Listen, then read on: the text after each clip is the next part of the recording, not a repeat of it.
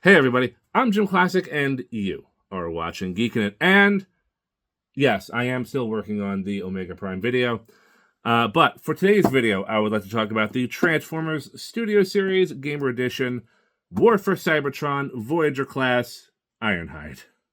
You can't see him, can you? There he is. All right, so as usual, let's just talk about the box. It is a box. It is a rectangle. No, it's got the closed window.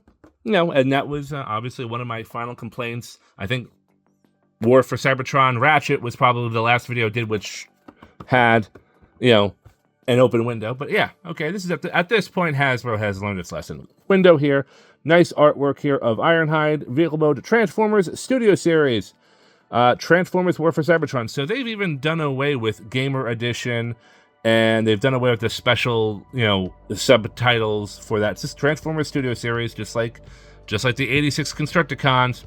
We are just a flat catch-all series now. And okay, I'm okay with that. Anyway, moving on to the side, we see Ironhide here in his, War for Cybertron design. Moving on to the side here, we see absolutely nothing. A reactor of some kind, Autobot symbol, Transformers Studio Series. This is such wasted space, in my opinion. And on the back, and here we have product shot of the figure, and a little bio on the top here. Ironhide works with Optimus Prime to remove Dark Energon from Cybertron's core. And I guess that's a picture up there from the game. And anyway, that's enough about this box. I almost said figure. That's enough about this box. Let's open this guy up and see what he is all about. And here we have Ironhide out of the package. And, well, what can I say? Since I recently reviewed Studio Series Gamer Edition Ratchet, he and Ironhide are, well, pretty much mold mates. But they have been since G1. I mean, I think the only time they weren't mold mates was the Bayformers movies. So I don't have a lot of different things to say about Ironhide that I didn't already say about Ratchet. Except for this time, I know that the ankle pivots are there instead of, completely forgetting that in the Ratchet video. But the articulation is the same. The engineering is identical. Even the battle axe is identical to Ratchet's. Again, it doesn't have the clear plastic of the Energon axe, as I would have liked to have seen. But as I said in the Ratchet video, I'm pretty sure this Gamer Edition line is on a budget. Where the differences lay, in fact, is the sculpting of Ironhide's head, which it's a new head sculpt, because that's probably the only thing that's usually different between Ratchet and Ironhide. His shoulders and chest plate are all molded differently. Arms and legs and backpack are all pretty much the same. It's all in the shoulders and chest and head that are differently molded, which is fine. A little bit of variation is a good thing. The head sculpt is obviously unique to Ironhide, but a younger face.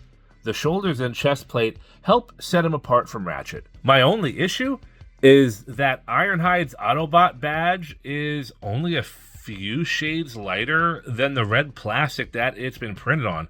So you can only see that from certain angles. Like, if I'm holding it from here, can you even see the Autobot badge? I mean, maybe a little bit, but only because I know where to look. But different. There it is. Where did it go? And there it is again. It's actually a very similar issue to Rise of the Beast Leader Class Optimus Primal. I had the same issue. He had a silver Maximal badge on a silver piece of chest plate, and in certain angles, it just disappeared. The gun, on the other hand, is a new weapon for this toy line. It's a long-ranged rifle of sorts. It attaches the same as all of the other Gamer Edition figures by removing the right arm and just pegging the gun onto the stump. Yeah, that looks okay. I mean, my only issue is that it's unpainted gray plastic. I think it would have been nice to see a little bit of paint detail on it. I do like that the gun is blast compatible, and it does have that 5mm post to be held as a regular gun. Again, that's a really smart move, Hasbro. And, of course, exactly like Ratchet, you take the unused arm of Ironhide, you see the little tab right there, you see the little, well, that's the tab, that's the slot, but either way, you kind of just wedge it down there. There we go, and it's in. You close up the backpack, and tab it into the shoulder blade. Oh, come on, you're gonna fight me? Yeah, you're gonna fight me. You're gonna argue with me. There we go. And there we go.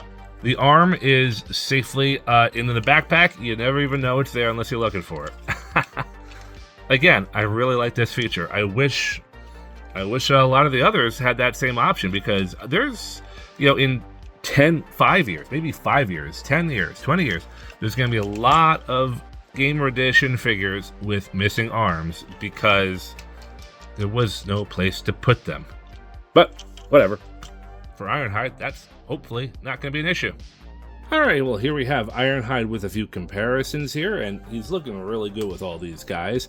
I'm not gonna lie, I was a little concerned that Ironhide might be a little bit bigger and bulkier than Optimus, but no, he still towers over everybody here.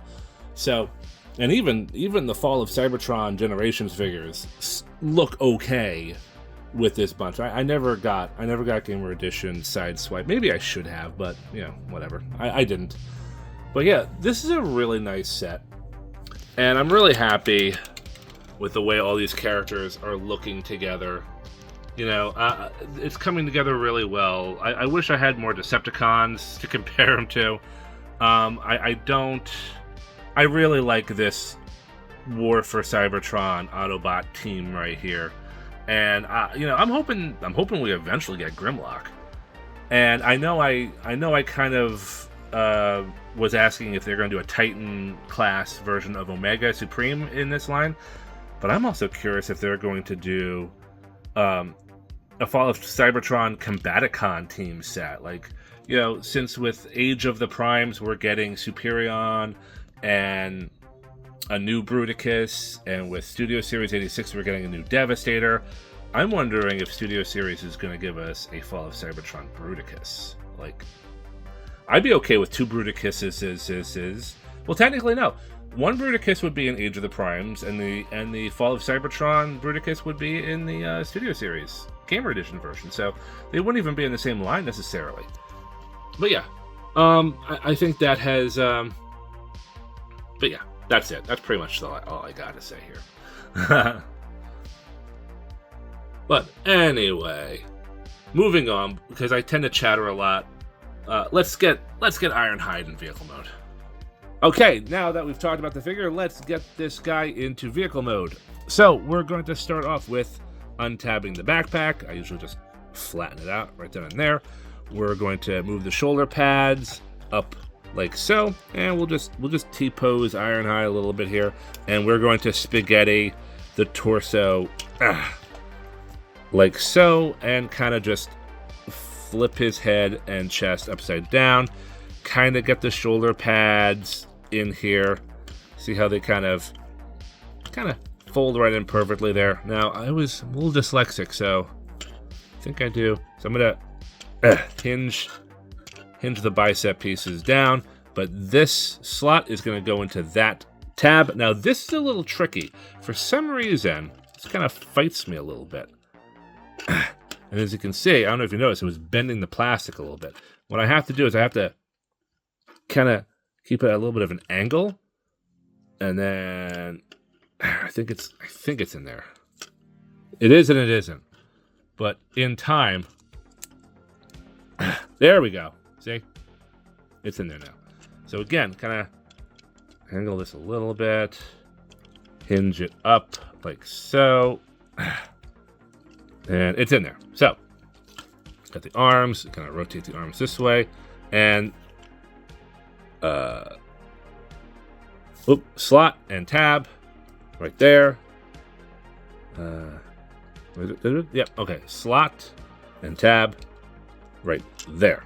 Now we're just gonna close the front end down, make sure everything here is in place. Everything is looking pretty good right here. We're pretty much done with the front end of the vehicle mode.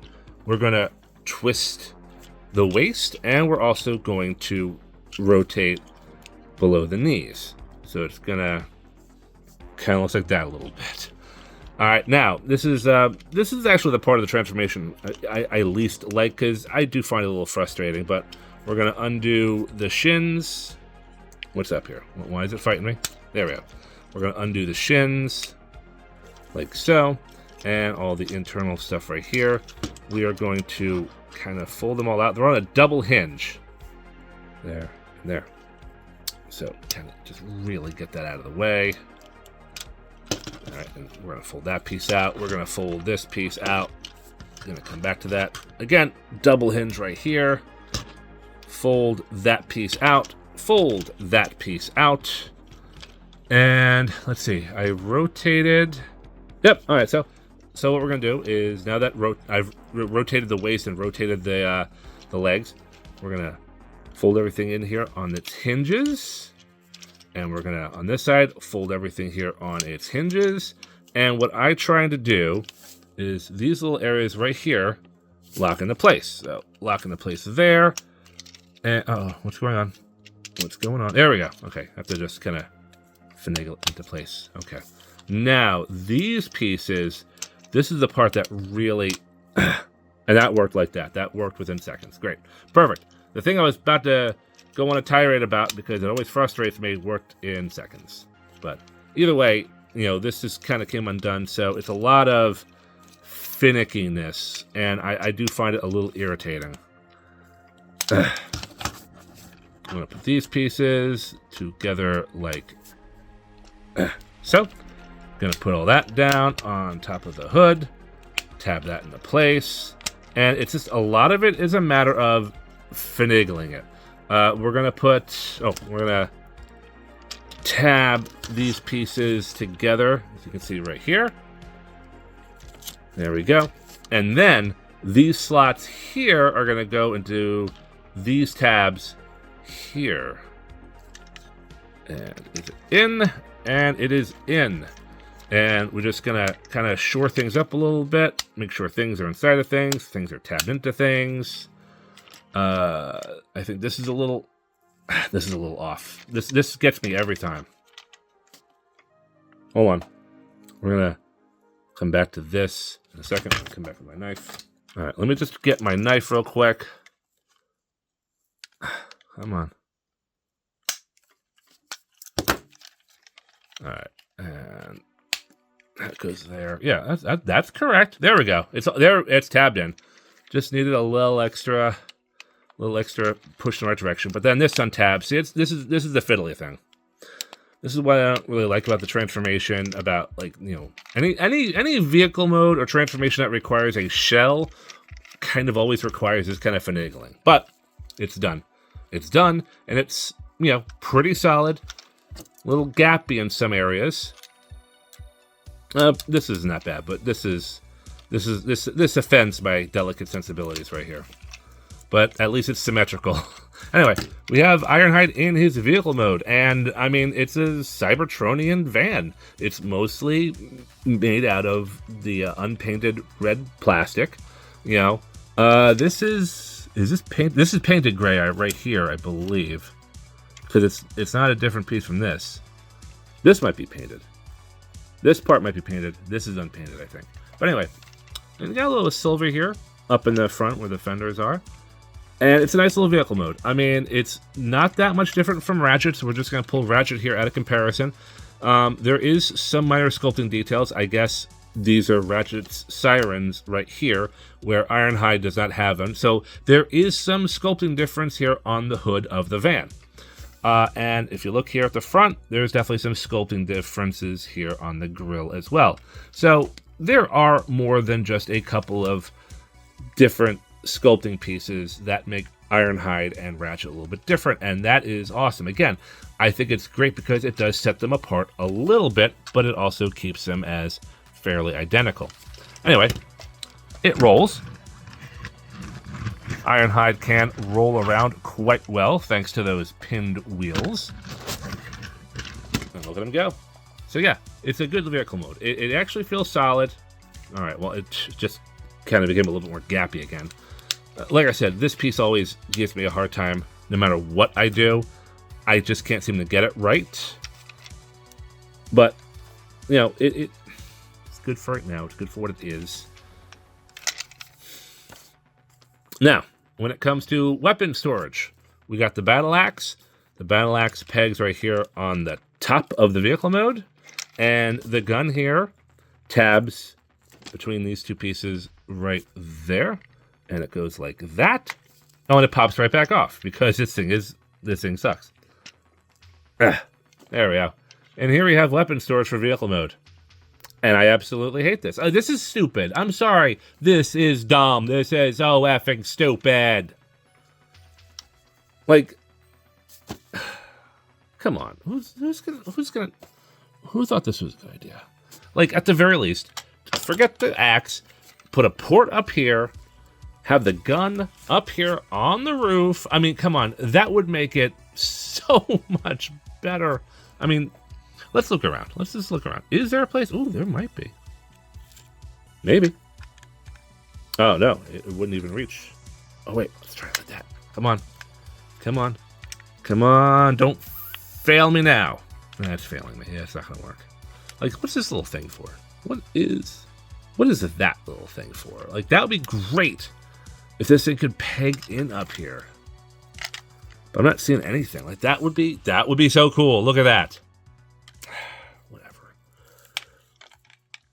Now, something, like, you know, something sticking out on the side. I mean, that's not how it was in the game. I'm pretty sure the game had it like this. I could be wrong. I have not played either game in probably 15 years. So, I don't remember. But I don't care. I would have liked to see the weapon storage for the gun up top. This does nothing.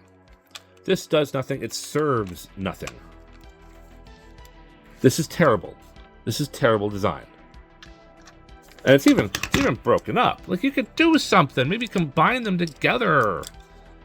Do something with this. Okay, whatever. That's enough. I'm done. This is the vehicle mode. It's a good vehicle mode. It's a good, solid vehicle mode.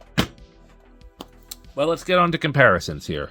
And that's kind of how he stacks up with some of these vehicle modes. I mean, he's definitely beefy and, you know, beefy, brawny kind of a van mode. I mean, you know, even compared to Optimus, Ratchet and Ironhide both look like they're chunkier than Optimus in certain areas. But, you know, they don't look bad. This is all part of the same universe, the same line, the same aesthetic. So there's definitely a certain logic to this. They're all pre-Earth modes, and they all look pretty good together. You know, Ironhide's vehicle mode is definitely... It's a fun, nondescript alien vehicle mode, and it's just fine the way it is.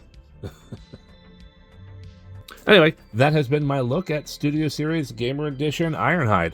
Yeah, it's almost identical to Ratchet. It's actually got some improvements over Ratchet, considering the fact that he's got some tighter joints on the internal mechanisms. And he has some different sculpting detail that does set them apart. It's a solid vehicle mode. It's a solid robot mode. I like the gun. I just wish the weapon storage was better. And I just wish the Energon weapons had some clear plastic. Other than that, it's a perfectly solid, serviceable Ironhide. You know, it makes a great pre-Earth mode figure. And, you know, if you're an Ironhide fan, you're going to want this guy. Please like, share, and subscribe. I'd like to hear what your thoughts are on the character. Which one do you like better? Are you a Ratchet guy, or are you more of an Ironhide guy? I'm curious to know. I'm JimClassic. You have been watching Geekin' It, and I will see you guys later. Take care, everybody.